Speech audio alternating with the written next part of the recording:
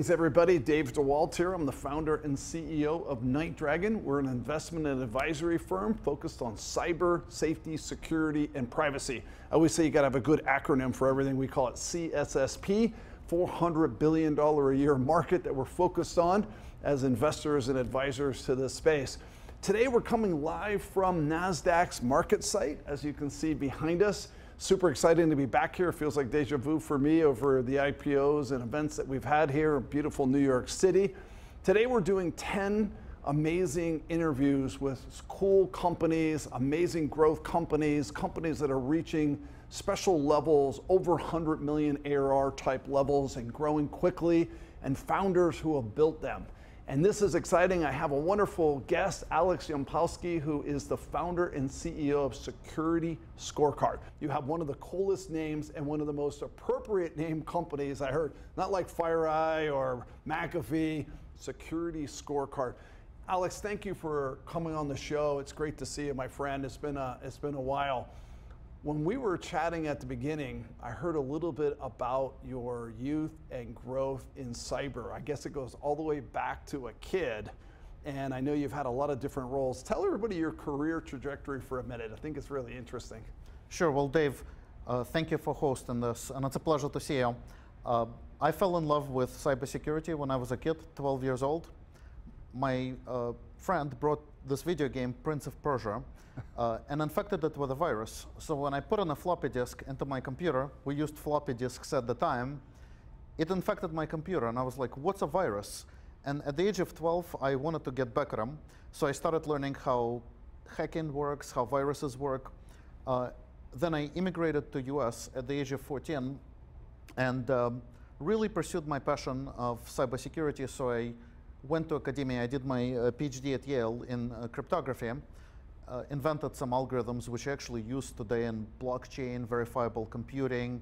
But in academia, even though I had a lot of great research, I really wanted to build things and make them come to life. So after I finished my doctorate, I worked for Oracle, led a team at Goldman Sachs responsible for authentication entitlement.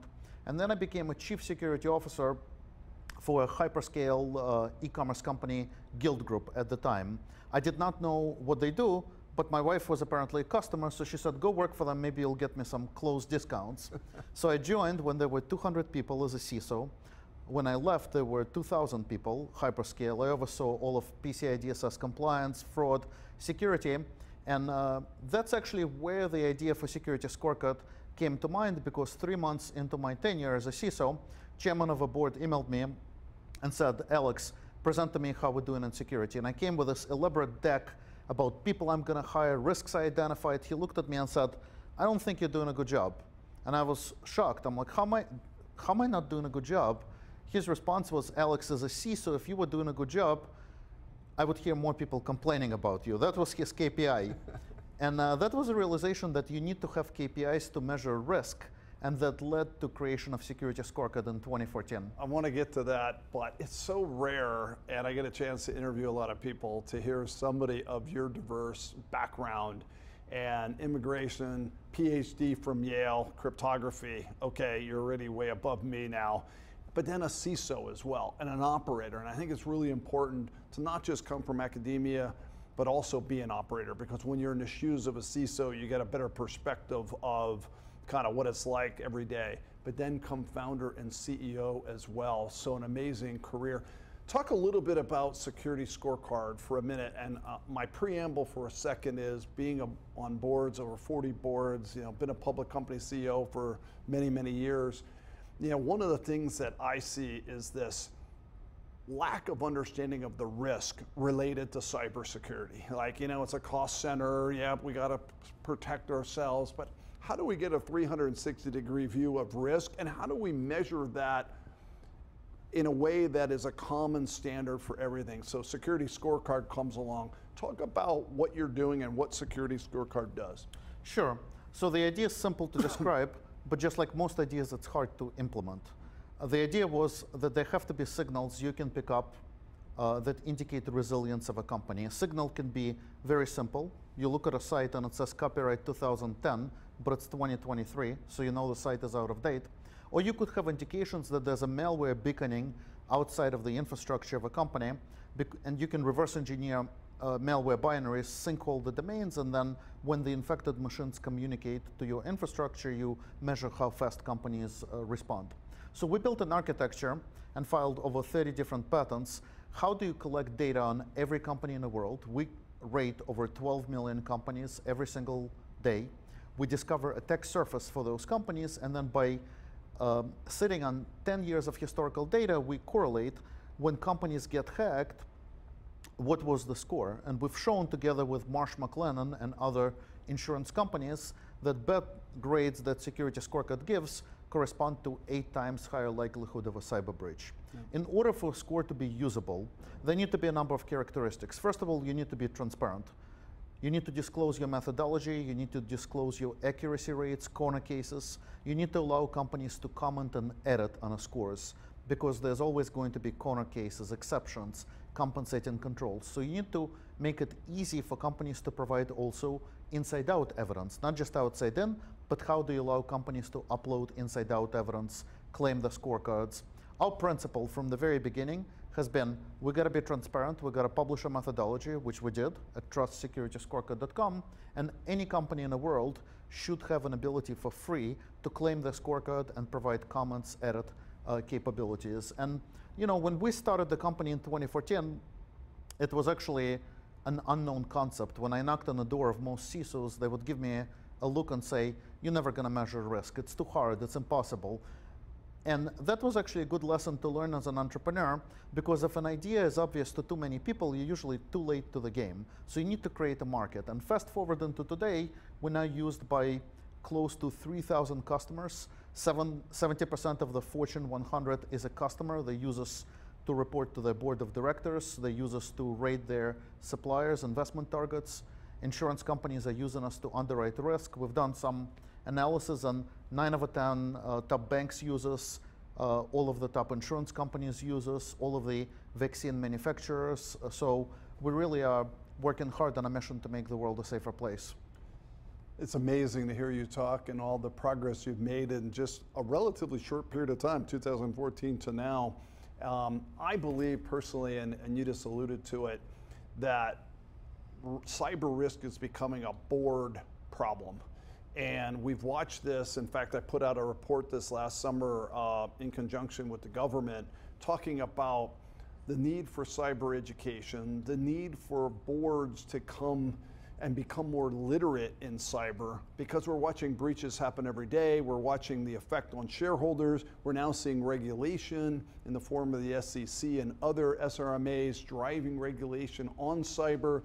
And we need frameworks. We need scorecards to really compare ourselves against peers and each other. And you have the largest database in the world and attack surface. So now you've got over 100 million. You've got 500 plus employees or so. What's next? Where do you want to go with the company?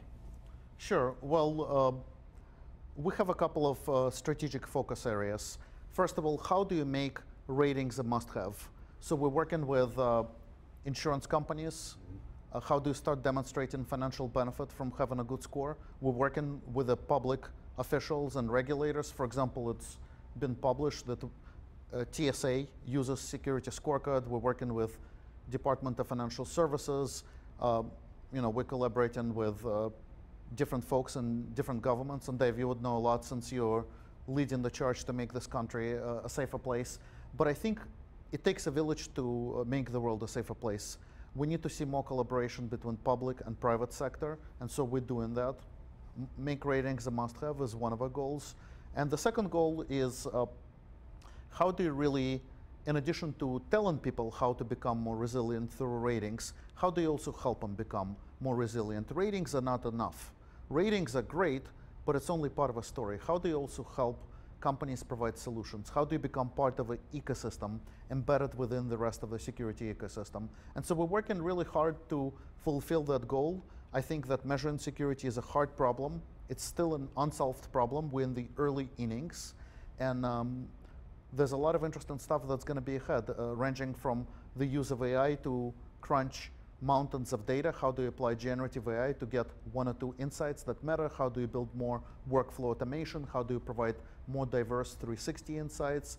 And how do you collaborate closer with the government? I want to talk more about AI in a second, but to pull on a thread that you just hit, you know, one of the things that I discovered in a lot of the work I did with the government and the reports we put out was it was very hard to find in the world of public companies, at least to start, people who govern cyber the same way. You couldn't find the charter in the committees, you couldn't find the risk factors the same, you couldn't find the enterprise risk management the same, you couldn't find the processes. The average Fortune 500 company spends 42 minutes a year as a board on cyber.